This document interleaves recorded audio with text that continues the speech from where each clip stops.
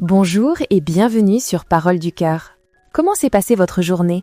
J'espère qu'elle a été douce. Aujourd'hui, nous allons plonger au cœur d'une question qui hante beaucoup d'entre nous. Pourquoi mes relations amoureuses échouent-elles toujours?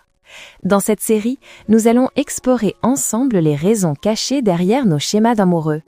Restez avec moi jusqu'au bout, car ce que nous allons découvrir ensemble pourrait bien changer votre perspective sur l'amour et sur vous-même.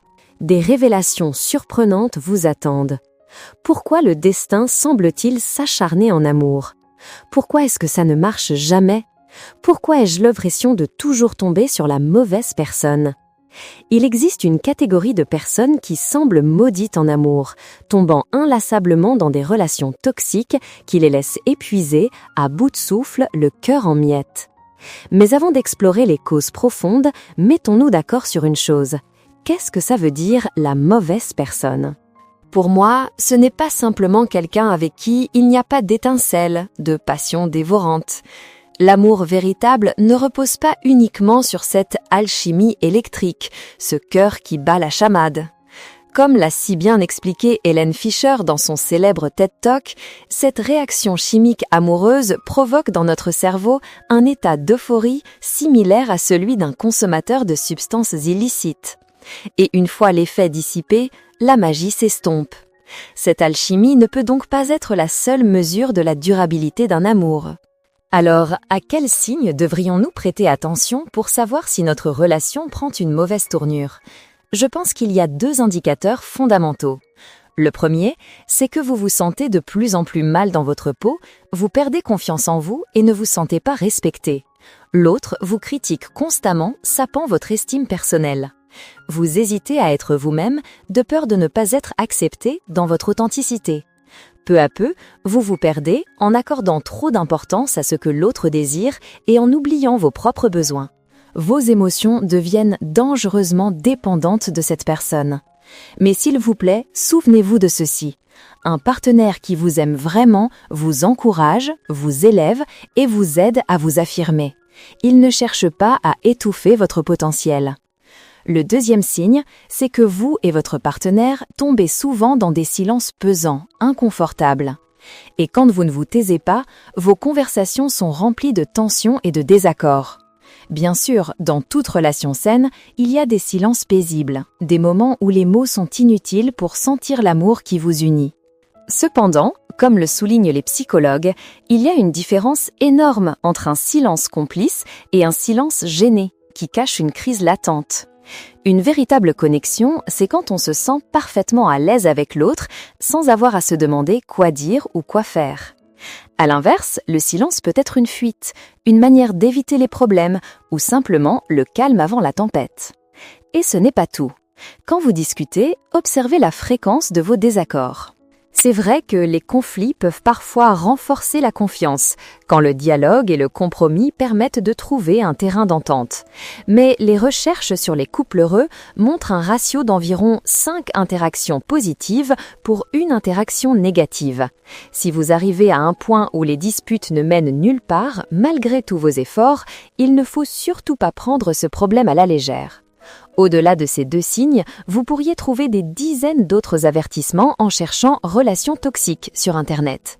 Mais le message que je veux vous transmettre aujourd'hui est simple.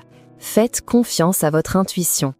Si au fond de vous, un sentiment de malaise s'est déjà installé, cette attirance et nos critères de sélection d'un partenaire sont souvent le résultat d'un phénomène appelé l'empreinte amoureuse.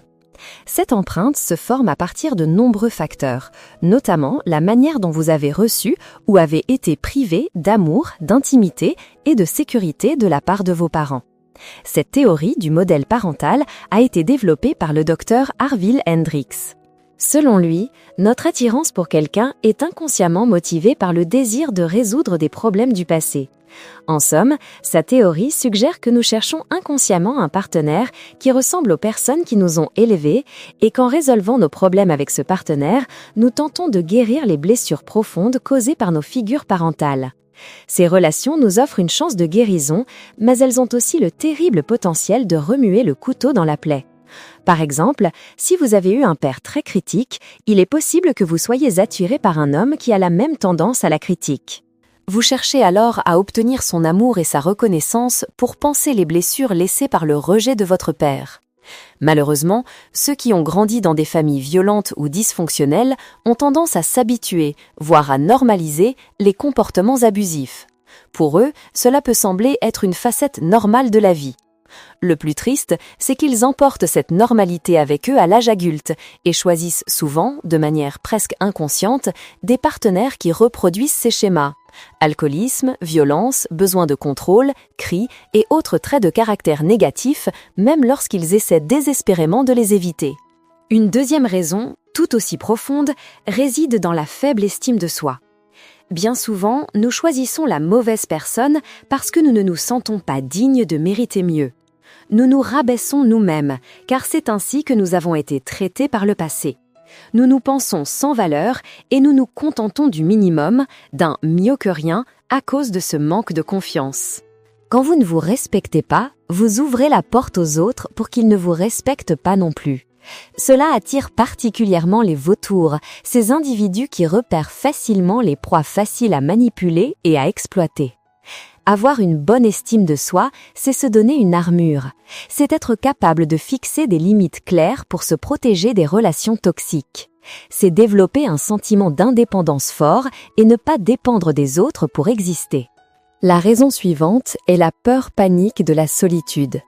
Tant de gens se précipitent dans une relation, passant d'une dépendance à une autre, simplement pour ne pas affronter le vide, l'anxiété et les émotions négatives de la solitude. Pour eux, la simple sécurité d'avoir quelqu'un à leur côté est plus importante que la qualité de cette relation, même si elle leur cause une immense douleur. Ces relations, construites non pas sur un amour et un respect solides, mais sur le besoin de combler un vide, sont la racine de tous les maux. L'infidélité y est fréquente, les disputes sont constantes et l'harmonie est introuvable. Beaucoup finissent par rompre, se sentant encore plus déçus et seuls qu'auparavant, une solitude bien plus amère que celle qu'ils fuyaient. Enfin, la dernière raison est une combinaison du syndrome FOMO, la peur de rater quelque chose, et de la pression sociale. Parfois, notre horloge biologique et les attentes de la société nous angoissent. On se sent pressé de se marier, de fonder une famille. En voyant nos amis poster sans cesse des photos de leur anniversaire de couple, de leur mariage ou annoncer l'arrivée de leur premier enfant, la société nous fait sentir que nous sommes à la traîne, que notre vie est incomplète sans partenaire. Poussés par ce désir de sécurité et de conformité, nous nous engageons alors à la hâte dans une relation, sans prendre le temps de la réflexion, sans vraiment connaître l'autre. Et c'est bien plus tard que nous réalisons que l'amour et le mariage sont infiniment plus complexes que de swiper à gauche ou à droite sur une application de rencontre. Dans un livre sur le développement personnel, j'ai lu un passage qui m'a beaucoup marqué. Nous continuons de commettre les mêmes erreurs, de refaire les mêmes choses insensées, de rencontrer les mêmes mauvaises personnes.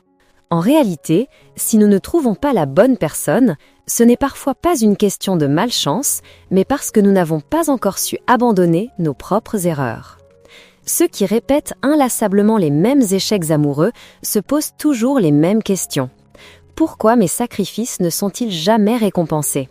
Pourquoi est-ce que je tombe toujours sur la mauvaise personne ? Ce qu'ils ignorent, c'est que dans ce monde, l'amour est peut-être la seule chose pour laquelle tous les efforts ne garantissent pas un retour. Alors, quand vous perdez un amour, n'essayez pas de comprendre pourquoi vos efforts n'ont pas payé. Quand il faut abandonner, abandonnez. Quand il faut rompre, rompez. Sinon, le bonheur ne fera que s'éloigner davantage de vous. Et cessez de vous plaindre de toujours rencontrer la mauvaise personne. En réalité, la source de l'erreur et de la souffrance se trouve en vous. La réponse à la question « Qui faut-il aimer ?» se trouve, une fois de plus, en nous-mêmes. Chaque relation que nous vivons est accompagnée de leçons destinées à nous faire grandir.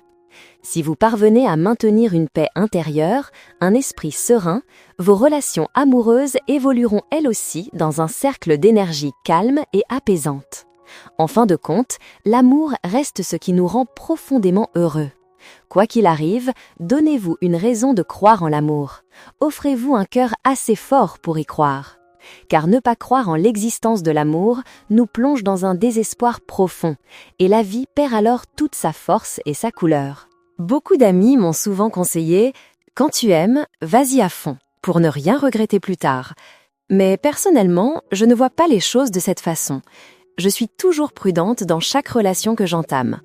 Ce n'est pas par calcul ou par pragmatisme, mais parce que j'accorde une immense valeur à chaque personne qui entre dans ma vie. Je les respecte et je réfléchis toujours avec le plus grand sérieux à la nature de notre lien. Et c'est aussi parce que je veux nous laisser, à tous les deux, une porte de sortie si un problème survenait. C'est une manière de me protéger et de le protéger lui aussi, pour que personne ne finisse blessé. L'amour, bien sûr, est largement gouverné par les émotions. Mais un amour sans raison peut si vite nous rendre aveugles. C'est comme regarder le monde à travers des lunettes roses. Même les signaux d'alarme les plus évidents, ces fameux drapeaux rouges, nous semblent insignifiants, de simples détails emportés par le vent. Je sais, en agissant ainsi, que je suis peut-être un peu dure avec mon propre cœur. Mais il faut l'admettre, au tout début d'une relation, nous devrions tous avancer à pas lents. Prenez le temps de flâner ensemble, au lieu de vous jeter à corps perdu dans l'inconnu. Cette approche crée un espace sûr où l'intérêt et l'attirance peuvent grandir progressivement, au fil du temps, au lieu de vous submerger dans un tourbillon d'émotions intenses. Il n'y a pas de formule magique en amour. Chacun aime à sa manière, alors écoutez votre cœur, mais n'ignorez jamais la voix de votre raison. Le problème, ce n'est pas toujours que vous choisissez la mauvaise personne. C'est souvent que vous portez le fardeau psychologique de devoir être comme ci ou que la relation doit être comme ça. L'exigence, les attentes démesurées, cette quête de la perfection chez l'autre et dans la relation, voilà la véritable source de votre épuisement. Si vous vous reconnaissez dans ces schémas, alors ralentissez un peu. Pensez davantage à vous. Aimez-vous plus fort, travaillez votre confiance en vous et surtout, prenez plus de temps pour jouer, discuter, interagir et apprendre à connaître vraiment votre moitié. Je vous souhaite à tous d'aimer et d'être aimés intensément. Et voilà, c'est la fin de notre confidence du jour. Si ces paroles ont résonné en vous, n'hésitez pas à laisser un like pour nous soutenir. Abonnez-vous à Paroles du Cœur et activez la cloche pour ne manquer aucune de nos prochaines histoires. Partagez cette vidéo si vous pensez qu'elle peut aider quelqu'un. Et surtout, j'adorerais lire vos pensées dans les commentaires. Racontez-moi votre histoire, votre vision de l'amour.